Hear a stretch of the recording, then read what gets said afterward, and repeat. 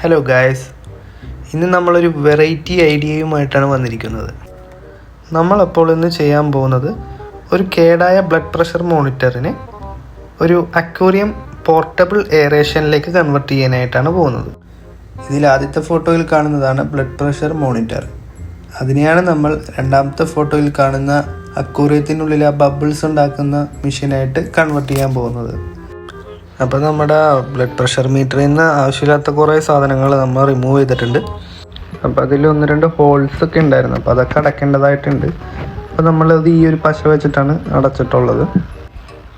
ഈ ഒരു motor work ചെയ്യുമ്പോൾ ഈ ഒരു പൈപ്പിൻ്റെ അറ്റത്തു നിന്നായിരിക്കും നമുക്ക് എയർ ബബിൾസ് ഫോം ചെയ്യുക.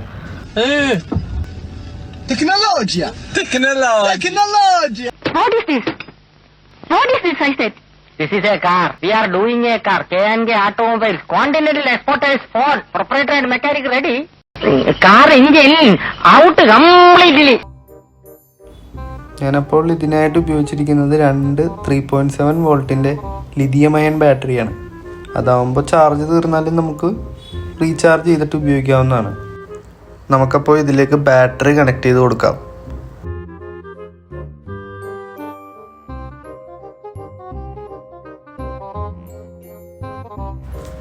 നമുക്കിനി ഇതിലേക്കൊരു ഓൺ ഓഫ് സ്വിച്ച് ആഡ് ചെയ്ത് കൊടുക്കാം.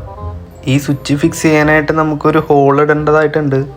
അപ്പോൾ സോൾഡറിങ് അയൺ വെച്ചിട്ടാണ് ഞാൻ ആ ഹോൾ ഇട്ടിട്ടുള്ളത്. അപ്പോൾ ആ ഹോളിലേക്കാണ് നമുക്ക് സ്വിച്ച് കറക്റ്റായിട്ട് ഇറക്കി വെക്കേണ്ടത്. അപ്പോൾ ആ ഹോളൊന്ന് ഷേപ്പ് ചെയ്ത് കൊടുക്കുകയാണ് നമ്മൾ. അടുത്തതായി നമുക്കിനി ചെയ്യാനുള്ളത് മോട്ടറിൽ നിന്ന് വന്നൊരു കണക്ഷൻ സ്വിച്ചിലേക്കും സ്വിച്ചിൽ നിന്നൊരു കണക്ഷൻ ബാറ്ററിയിലേക്കും കൊടുക്കുക എന്നുള്ളതാണ്. അപ്പോൾ ആ ഒരു കണക്ഷൻ കറക്റ്റായി സോൾഡർ ചെയ്ത് പിടിപ്പിച്ച ശേഷം നമുക്കിനി ബാറ്ററിയിലേക്ക് ചാർജ് കയറാനായിട്ടുള്ള സോക്കറ്റ് പിടിപ്പിക്കാം. അപ്പോൾ നമ്മുടെ വർക്ക് ഏകദേശം കഴിയാറായിട്ടുണ്ട്. അപ്പോൾ ഇനി നമുക്ക് ബാറ്ററിയുടെ വോൾട്ടേജ്, ചാർജിങ്ങിൻ്റെ ഇൻപുട്ട് കാര്യങ്ങളൊക്കെ ഓക്കെ ആണെന്ന് ഉറപ്പ് വരുത്തിയിട്ട് നമുക്കിതിൻ്റെ ഫൈനൽ ടെസ്റ്റിങ്ങിലേക്ക് പോകാവുന്നതാണ്. ഇത് നമ്മുടെ പ്ലാനിലൊന്നും ഉണ്ടാവാത്തൊരു കാര്യമായിരുന്നു കേട്ടോ. ലാസ്റ്റ് മിനിറ്റിലാണ് നമുക്ക് ഈ ഒരു ഐഡിയ വന്നത്.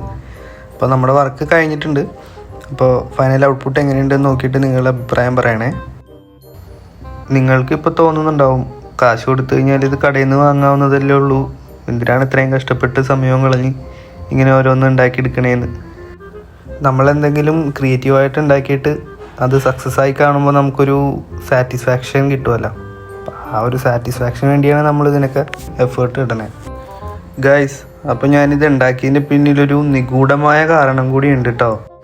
നമുക്കത് അടുത്ത വീഡിയോയിൽ കാണാം. അപ്പോൾ വീഡിയോ ഇഷ്ടമെങ്കിൽ സപ്പോർട്ട് ചെയ്യണേ.